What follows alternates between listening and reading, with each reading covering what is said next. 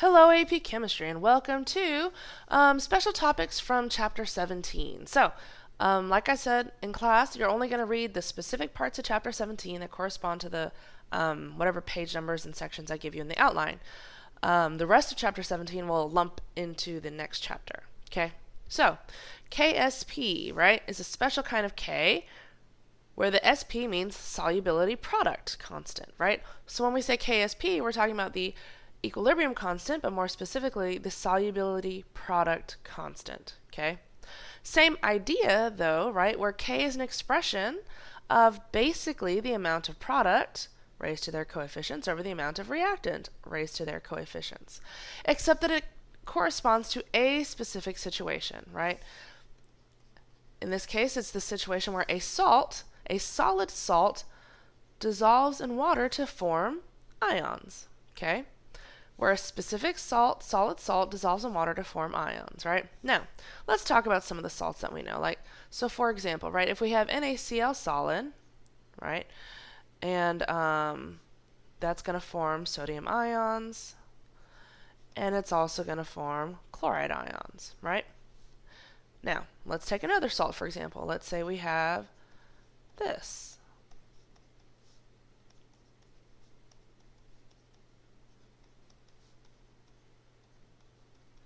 All right. What do you notice about these two dissolving equations? Right. A huge part of you would be like, yeah, sodium chloride, totally, yes. Lead chloride, that's on our list of ding, ding, ding, solubility rules as being a precipitate, right? As being insoluble, right? Based on everything we talked about last year, right, this is considered an insoluble compound, right? Now, what that really means, insoluble, just means sparingly soluble, right? It means that when we put lead chloride in water, we're going to see a bunch of solid, but there is a tiny, tiny amount of solid that is going to dissolve and exist in equilibrium, right, as long as some solid is present, with its ions, right? So when we say that an ionic compound is insoluble, all that really means is it dissolves only a tiny, tiny, tiny little bit, right? And as long as solid is present, it's in equilibrium with its ions, okay? Whereas for sodium chloride, for example, as long as we are below the solubility threshold, right, this is just a forward process, right? There's no back and forth. If we were thinking about a K value for this, what would it be? Right, something astronomical, right? Because it's pretty much all product with little to no this, right? And there is no back and forth, yeah? Here, though, right, we're going to have tiny, tiny KSP values. Now, if we're going to write a KSP equation for this, right, it would look like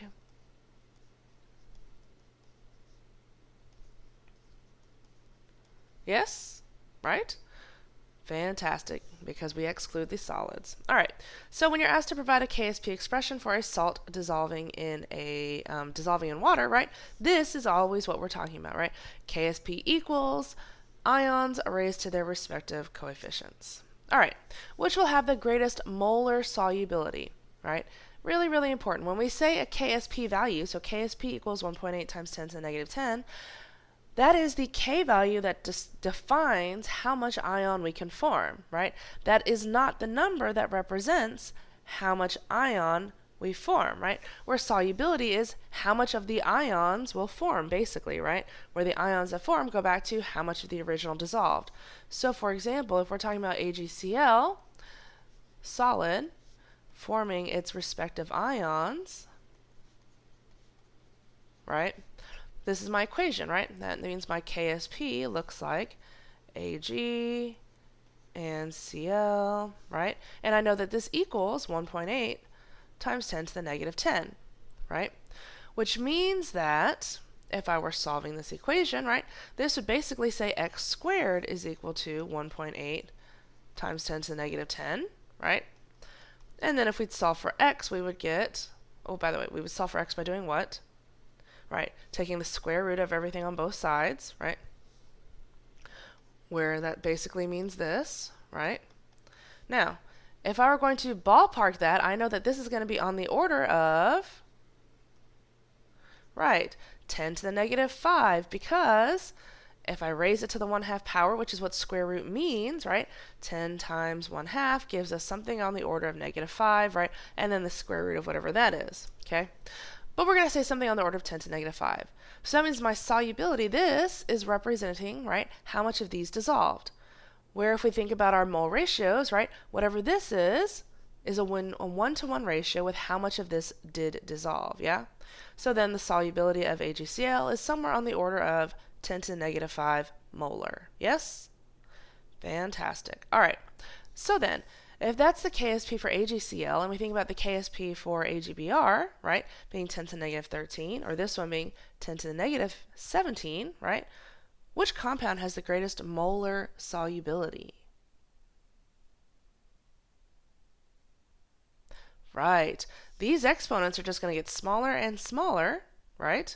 Or no, bigger and bigger, which means smaller and smaller, right? Which means that this one has our greatest molar solubility, yeah? Make sense? Okay, because again, going back to what KSP means, right? Things that dissolve well will have giant KSPs. Things that don't dissolve well will have tiny KSPs, right? Where again, for this particular process, right, KSP, right, K is going to be my ions, just my ions, right? Yeah? Okay. Moving along. Let's do a practice problem. So it says a saturated solution of magnesium hydroxide in contact with undissolved MgOH2. What's the significance of that part? Right. This is the part that tells us we have an equilibrium situation, right? Because we have to have all the components present in order for it to be an equilibrium condition. Okay, the pH, oh, look, pH, fancy that, of the solution is found to be 10.17. Assuming that the magnesium hydroxide dissociates completely in water and there are no other simultaneous equilibria, things we'll talk about later, involving the magnesium hydroxide, calculate KSP. So important things to note. One, right, all of the ions come from magnesium hydroxide, right, which is why there's no other things happening, right? There is no other source of magnesium or hydroxide ions, so there's nothing else to consider. All the ions come from the solid that we added, okay? Now, let's go ahead and start with some important things, right? So this is important, right? We need to know this. So we know that we have this is in equilibrium with this, right? We also know that the KSP for this says this and this, right? What are we looking for? Oh, we're looking for KSP.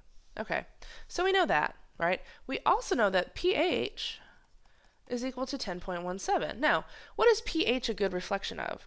Or how do we solve for pH? Right, it's the negative log of the H plus concentration, or the hydronium ion concentration. Now, is that really useful for what we're talking about here? No, we're talking about hydroxide, but right, pH plus pOH has to equal 14, right?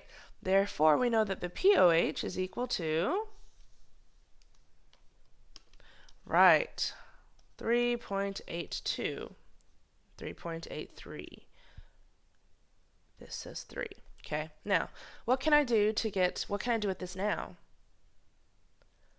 Right, 10 to the negative 3.83 is going to give me my hydroxide ion concentration, right? So it's going to give us something along the lines of 1.5 times 10 to the negative 4 molar, yeah?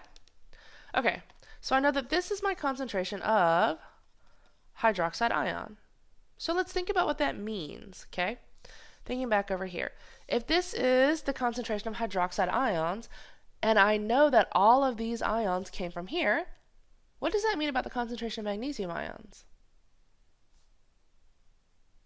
Right, it's half that, yes? Okay, so then I know that for my KSP expression, I'm going to say that my magnesium ion concentration is half of this. So if that's 1.5, then it's going to be, right, 0.75 times 10 to the negative 4th molar times 1.5 times 10 to the negative 4th squared, and I would solve for this, and that would be my KSP value. Yeah? All right, next up. KSP for this is that. What is the solubility? Okay, solubility, right? So we should start here because that's always a good place to start. And then we're going to form this, plus this. Okay, and I know that my KSP is equal to this times this to the third, okay? And this is equal to 2 times 10 to the 19th. Now, I'm looking for solubility. So what is it I'm actually looking to solve for? Right.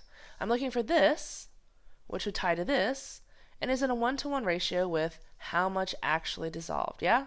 Which is what solubility is, how much dissolves. So then, what that means is I just have to do a little bit of stoichiometry with a little bit of variable work. So, I know that for every one of these, I'm going to form one of these, yeah? Okay. So then, and this kind of, and depends on how you think about it, right? So you can think about it like an ice table if that's what you kind of see in your head, or you can think about it just as a stoichiometry problem, whatever works best for you, right? But the point is, right, that this is irrelevant, okay? Here though, right, we start off with none of each of these, right? We know that we're going to make, or we're going to dissolve some of this. How much of this are we going to dissolve? Right, 3 times that amount, which means that we are looking for x and 3x as my respective equilibrium concentrations, yeah? Right? So again, if we just up here, right, we know that if this dissolves, right, we're going to form one of these, 3 of these, yeah? Which is the same thing that this says. So whatever makes more sense to you, right? So then that's what we're going to plug in here to solve for, right? We can solve for one variable. So we're going to say KSP equals, right, x, 3x to the third is equal to 2 times 10 to the, yeah, that should say negative 19th. The negative's missing. Okay, so then from here, what happens? Right, x times 3x cubed. X times, be careful here, 3x cubed. What's that? Right, don't forget to cube the 3. 3 times 3 times 3, right? So this is times, right? So this is basically 27x cubed, right? And this is x, so I actually have 27x to the fourth is equal to 2 times 10 to the negative 19th. And then I could solve for x, where x ties to this, to that, to that, to that. Yeah? All right. Thank you very much. Be good, and I will see you soon. Bye.